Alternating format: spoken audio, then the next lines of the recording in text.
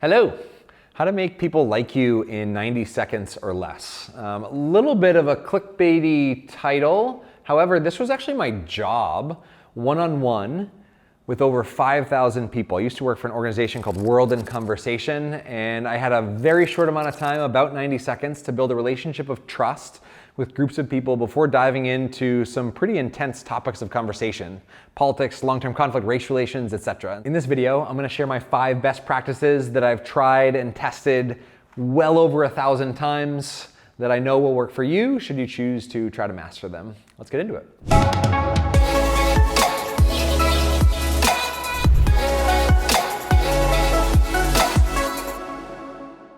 Honestly, I was a little bit hesitant to film the video on this topic with this title, how to make someone like you in 90 seconds, because make is for me a synonym to manipulate. Right? I don't want to make anybody do anything. And in fact, I also don't want to be quite as worried about whether people like me or not. What I am interested in is there's an Inuit word, which I'm not even going to try to pronounce or butcher, that speaks to this concept of creating an environment where wisdom reveals itself. So what does it look like to create a space or an environment where wisdom reveals itself? That, if you can do that, people might just happen to like you, but it's not going to be because you were awesome or anything else. And so 5 best practices in my context within this organization called World in Conversation, where my job was literally to walk into a room of 6 to 10 strangers to talk for 90 minutes to facilitate a dialogue on race relations, long-term conflict, gender, sexuality, politics, etc., for the sole purpose of skipping headlines and actually connecting with each other. And what was cool is you had a bunch of strangers come in who didn't know each other and definitely didn't care about each other.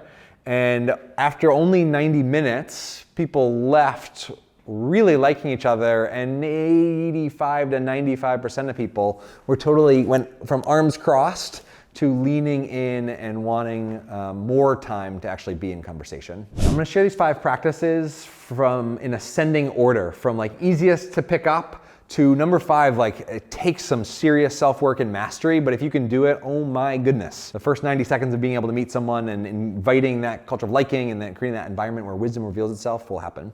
Number 1 is get clear about your intention and share it with the people that it affects. So intention, the Latin root of the word intention, actually means to stretch. So I think about intention like a rubber band that stretches over the needs of the whole and pulls people together. And so as we're getting into intention, buena onda is this lovely phrase in Latin America, good vibes, right? Cool, there's good energy floating around. Intention has the ability to create that if you state it to the group. Now here's what happens. With people and in relationships, and in the first 90 seconds of relationships, rarely do we actually state our intentions really clearly, even if we have them, which is a problem, because if we have intentions and we don't share them with the people they affect, that is manipulation. Trying to push somebody to do something or feel something or think something without telling them why or what our intention is behind it.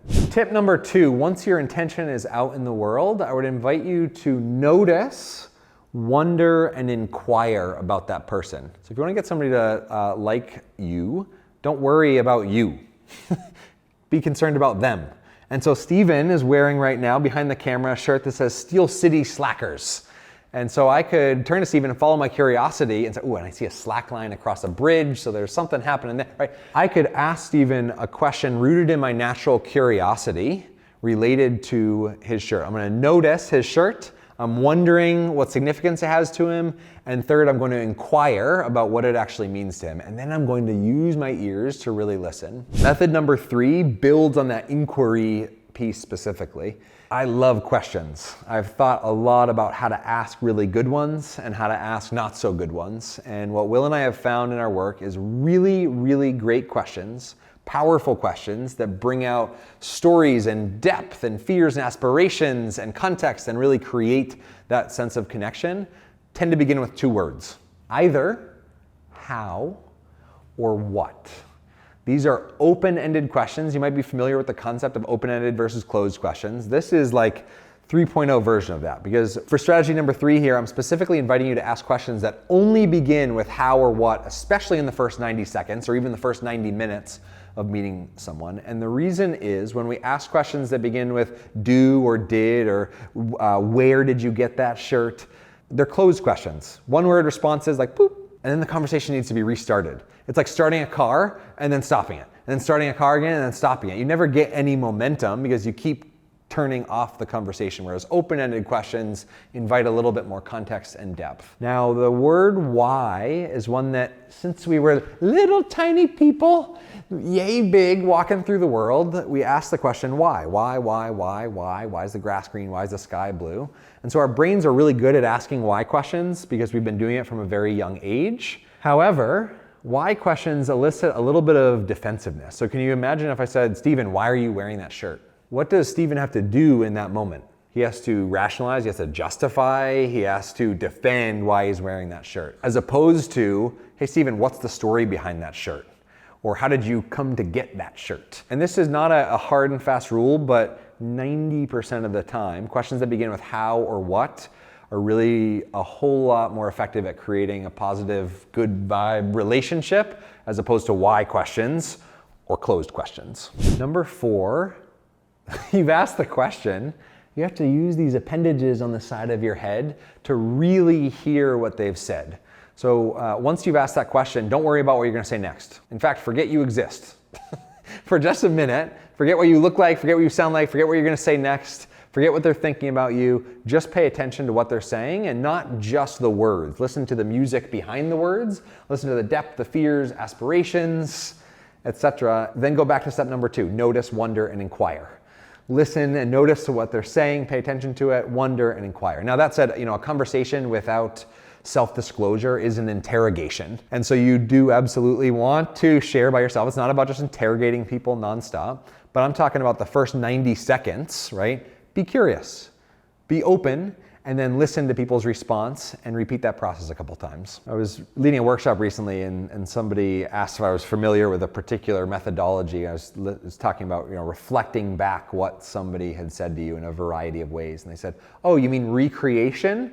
I was like, no, but actually that's kind of a cool phrase. The idea of once you listen, to be able to recreate what they said in your own words and reflect it back. And we talk about, in me and Will's book, Ask Powerful Questions, we talk about 4 levels of reflective listening. You can either verbatim repeat what they said, which is surprising how often when you do that, the person is like, no, what I meant is blank. Even though you repeated the exact words they actually said, when people hear what they said back to them, it allows for better, more clear, nuanced communication to take place. And then number 5, when you get to the place of self-disclosure, there is so much power in terms of likability in owning your own failures or sharing about your own failures or blunders and highlighting other people's successes. Even though it's a little bit counterintuitive because we think, oh, we want people to like us, let me share about how awesome I am. If I'm inviting you to ask powerful questions and create conversations, it's so much more powerful when I tell you a story about a time on a plane where I really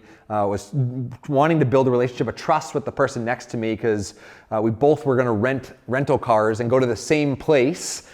And I was wanting to build a relationship of trust by getting them to like me in 90 seconds so that they trusted me enough to share a rental car because it was 3 a.m, right? It would be so much more interesting if I told you that story about how that completely failed and backfired, as opposed to the time where I was on a plane and I met this person and then we went on a 7-week vacation together because he invited me to it, which didn't happen.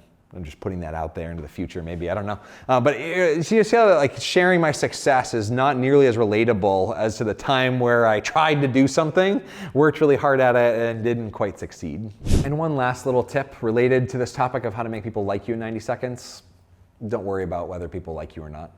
And if you like this video, have an awesome day.